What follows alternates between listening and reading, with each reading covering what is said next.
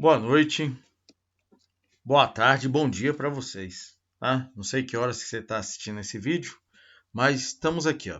Professora Thaís, tá? Dona Florinda aqui na foto, né? Me pediu um favor para fazer alguns comentários sobre a prova da terceira etapa que talvez venham ajudar vocês a ter um desempenho melhor durante essa prova, tá? Eu sou o professor Marcos Antônio, sou aqui o Kiko, tá certo? E aí eu tô vindo aqui para deixar uma contribuição para vocês que vão fazer a prova da terceira etapa. Então vamos lá. Primeiro passo, aluno. A prova da terceira etapa do PAS, ela tem um norte, ou seja, uma estratégia, um tronco principal que ela trabalha. E ela é baseada na prova do PISA, onde a leitura, o entendimento e a matemática fundamental. Que matemática seria essa? A soma, a subtração, a divisão, a multiplicação, tá? Então, a matemática fundamental são a, a base de cobrança conceitual na prova de exatas, tá ok? Com isso, então, com esse foco, que é a base fundamental, eu tenho uma cobrança por volta de 75% das exigências conceituais que você precisa para fazer a prova de química. Feito isso, então eu tenho matemática, que deve pegar aqui uns 10%, né, 85%, e sobrou para a base da química 15%. Aí você fala, nossa, mas é pouco que eles cobram. Sim, mas é um pouco que acaba gerando um peso muito grande nessa prova. Por quê? Porque o desempenho dos alunos na prova de química, né, ele é um desempenho muito baixo e é um desempenho geral. Então, essa curvinha aqui, essa reta aqui embaixo, seria o desempenho normal dos alunos, né? Todo mundo empatado. Né? Se você não sabe nada, o cara que estuda lá nos colégios de elite também não sabe. Quando eu tenho um aluno que fica fora da curva, ou seja, ele sai com sentido crescente de conteúdo dessa curva, esse cara, a pontuação dele é lá em cima. É esse cara aqui que está ficando fora da curva, que está entrando em medicina, em odontologia, em direito, né? Em engenharia. E como é que essas pessoas conseguem gerar esses pontos fora da curva? Bem, primeiro passo: o pouco vale muito. Como assim o pouco vale muito? Tá de brincadeira comigo? Sim, porque em média a prova de química ela tem 15 questões,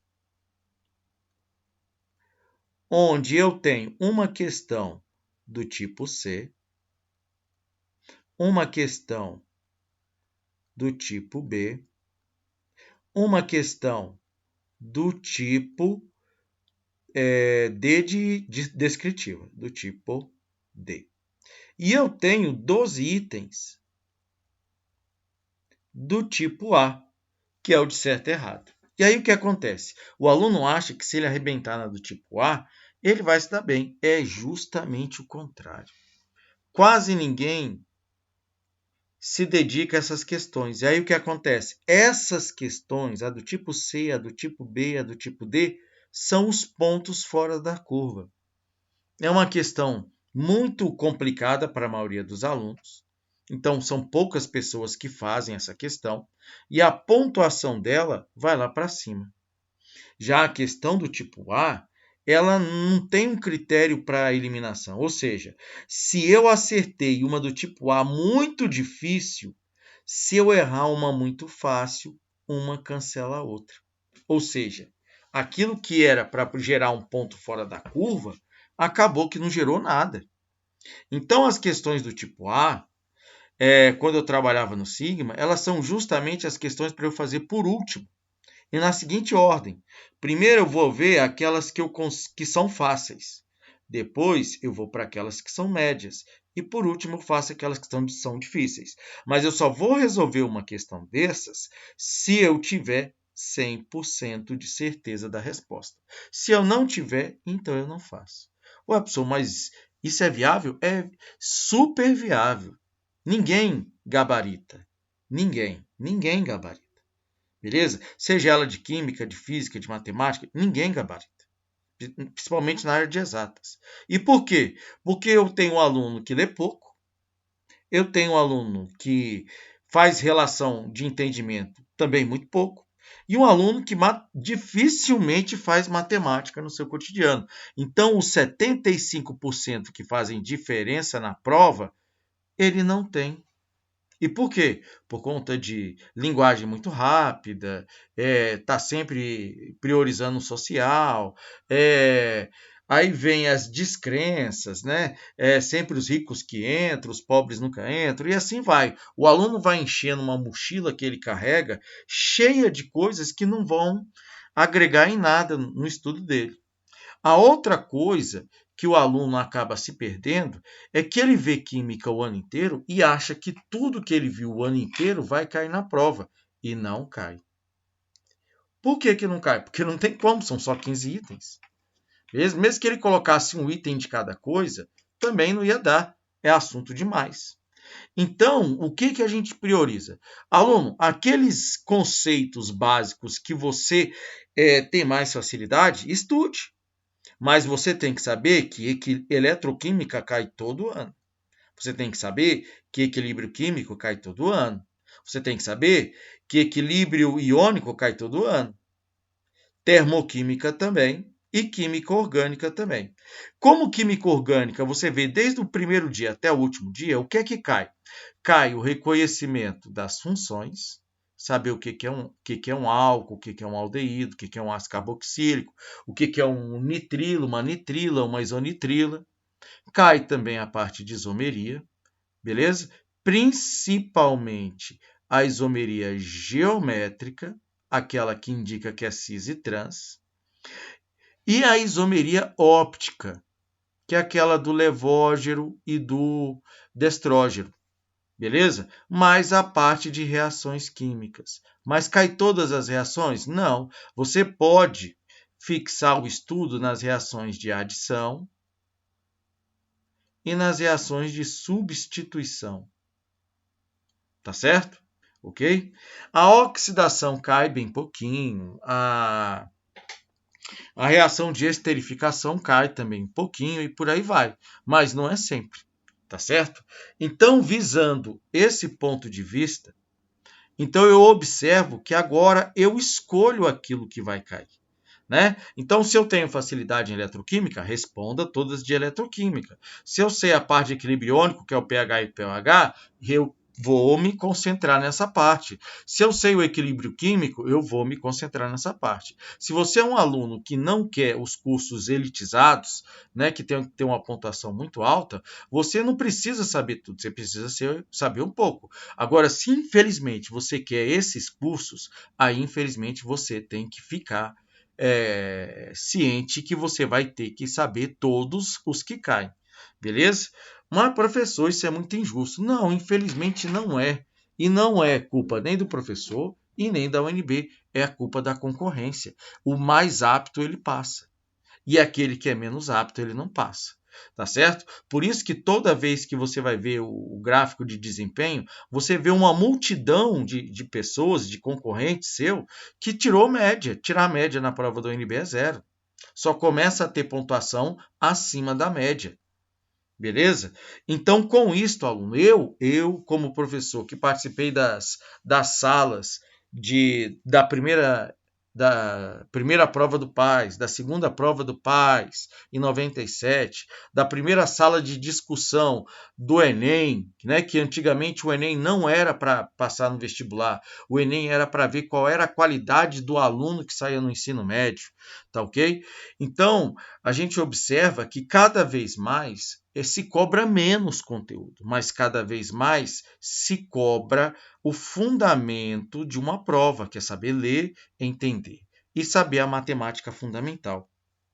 Com isso, então, eu recomendo a vocês a seguinte estratégia durante essa prova. O menos vale mais.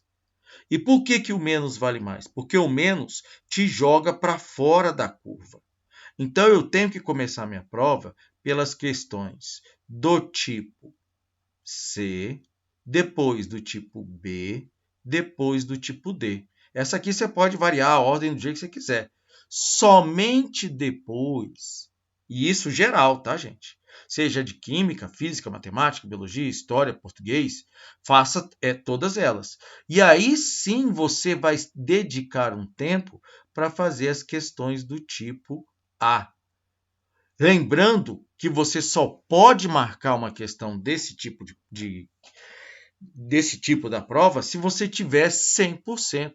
Se você chegar assim, cara, eu tenho quase certeza, deixa em branco.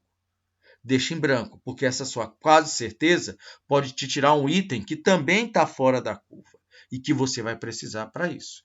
Agora, algumas coisas que eu tenho que tirar da minha cabeça. Professor, se eu fizer uma prova da terceira etapa muito boa, eu posso entrar para medicina? Cara, é apostar muito na sorte. Se você fez uma prova de primeira etapa muito ruim, uma de segunda etapa muito ruim, não tem como compensar só na terceira etapa. Mas tem como você pegar um atalho. Como um atalho? Entrar em uma área de exatas, você cursa 6 meses.